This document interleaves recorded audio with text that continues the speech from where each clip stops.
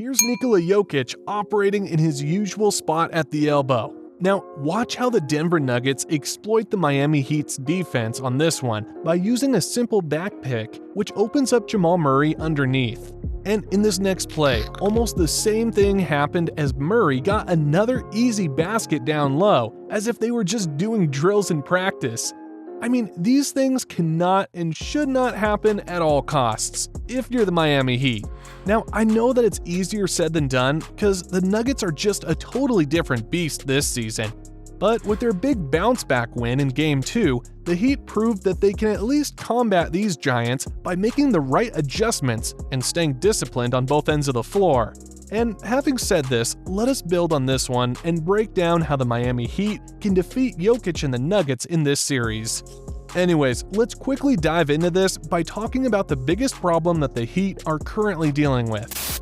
Without question, the first order of business for them is to stop or at least limit the duo of Jamal Murray and Nikola Jokic. The Nuggets' offense pretty much revolves around these two, and I really believe that the Heat have a solid chance of winning if they can slow them down or limit their impact to their teammates. Right before the series began, Coach Erik Spoelstra said that they're going to have their hands full with this Nuggets team by putting much emphasis on their dynamic duo. Well, they're both dynamic. They both can do it on their own, but they also both really complement each other. That's hard to find in this league. When your two best players just absolutely complement each other, so they play the right way, and that's something that you have to try to get them out of that rhythm. There's no easy way to do that. You just have to find a way. Anyways, to analyze how these two caused a lot of problems on the Heat's defense, let's try breaking down their two-man action. So far, in the last 3 games, the Heat are having a hard time defending them in pick-and-roll situations. See, Jokic is occupying a lot of space whenever he sets the pick, and this leaves Murray's defender trailing from behind. Since Murray can knock down shots from almost everywhere, this forces Bam Adebayo to show up and defend Murray. Now, when Murray draws 2 defenders, the gravity that he creates will free up Jokic, and when you leave the Joker this wide open, then he will surely make you pay 9 times out of 10. Coach Spo also mentioned earlier how lethal their handoff action is, and if you go under the screen, which Jimmy did here, Murray will not hesitate to let it fly, and that small airspace is what Murray needed to knock his shots down. See, in games 1 and 3, both Jokic and Murray went off, specifically in game 3, where they both had a triple-double. Again, stopping these two is easier said than done, but the Heat must find a way to disrupt their two-man game, be it fighting over screens, applying immense defensive pressure, or going into a zone. I mean, the Heat showed that they're capable of stopping the two-man game with defensive plays like these.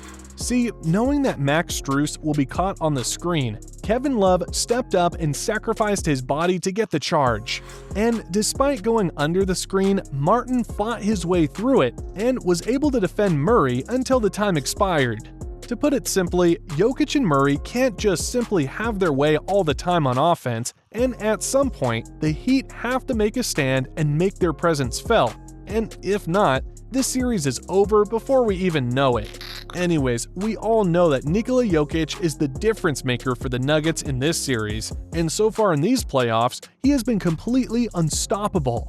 And since this is the case, the Heat can actually turn this into a great strategy by letting him do his thing on the offensive end while preventing the others from getting involved. See, Jokic is not a natural-born scorer. He's a pass-first facilitator that thrives in making his teammates better, and when you take him out of his comfort zone, chances are he'll not be as efficient as he used to be. I mean, back in Game 2, Jokic had a field day by scoring 41 points on 28 shots, but compared to his usual assists numbers, Jokic only had 4 in that game, and in the end, the Nuggets lost the game by 3. By letting Jokic eat alone, the Heat can channel their efforts in keeping the other guys in check, and as long as his teammates don't get involved, I'm not seeing Jokic carrying them to victory regardless if he scores 40 or 50, because that's not his MO. Anyways, the Heat got no answer for Jokic simply because they don't have legit bigs that can match up with him, and their clear lack of size has been a huge difference so far in the last 3 games, most especially in the rebounding department. If you take a look back at games 1 and 3, games which the Heat lost, they got beaten by the Nuggets in clearing the boards, especially in game 3 where they got out-rebounded by 25. I mean, when Jimmy and Bam were asked about their rebounding problems, all they had to say was this. Jimmy, Nick Friedel, ESPN, you guys got out-rebounded 58-33. You mentioned the effort. Why do you think it was so lacking tonight? I don't know. I can't answer that. Maybe, we're at home. We think we did something. I don't know. It just can't happen. It won't happen again. It starts with myself. I got to lock in on a defensive end. I got to go up and get loose balls. So I think if I start playing and doing that, then everybody else has to follow suit. It's pretty clear that the Heat don't have enough big bodies to box out and match up with Jokic and Aaron Gordon. I mean, Cody Zeller is slow and balding. Haywood Highsmith is just too small. And Kevin Love is too old. The truth of the matter is, Bam is their only legit big that can go toe-to-toe with Jokic and Gordon inside. And with this said, their guards like Gabe Vincent, Max Strus, D-Rob, Jimmy Butler, and Kyle Lowry must help Bam in grabbing boards and out-hustle the Nuggets in diving for 50-50 balls so that they can secure possessions.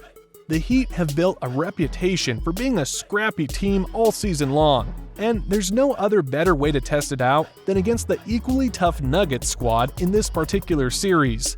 Now, we all know that the Heat usually win if Jimmy Butler plays well, but in order for them to beat the Nuggets, the other guys must do their part and chip in as well.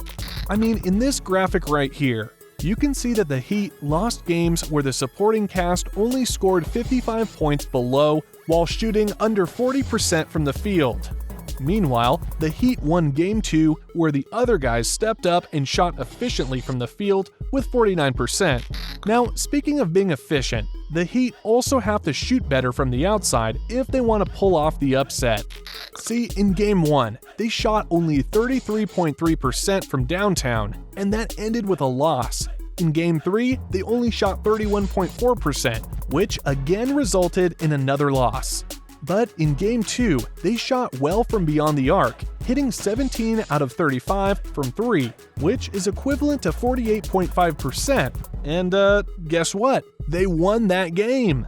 Based on these findings, their main outside gunners like Vincent, Strus, and Robinson must knock down at least 40% from 3 in order to have a chance of winning. And when Jimmy dishes it out to them, they have to be locked and loaded all the time. Well, since we brought up the guy into the combo, the only way for the Heat to win this series is for Jimmy to have at least 1 or 2 big playoff Jimmy games. Now, I know I said earlier that the other guys must contribute in order for them to win, but if there's one guy who can carry his team on his back, then it has to be Jimmy freaking Butler. Jimmy has been known as a big-time performer under the bright lights. I mean, 3 years ago, this dude dropped a 40-point triple-double against the Lakers in the finals to save their season. If Jimmy can have at least one monster game, there's no doubt that the momentum will swing in the favor of the Heat. And when that happens, they'll definitely have a more realistic chance of winning the series. Anyways, Jimmy shared his thoughts on how he can assert himself more in the following games. And here's what he had to say. I'm going to continue to play the right way. I'm going to pass the ball to my shooters the way I have been playing the entire playoffs, the entire year. But yeah, I think I got to be more aggressive, putting pressure on the rim, and I think that makes everybody's job a lot easier. They definitely follow suit whenever I'm aggressive on both sides of the ball, so I have to be the one to come out and kick that off the right way, which I will.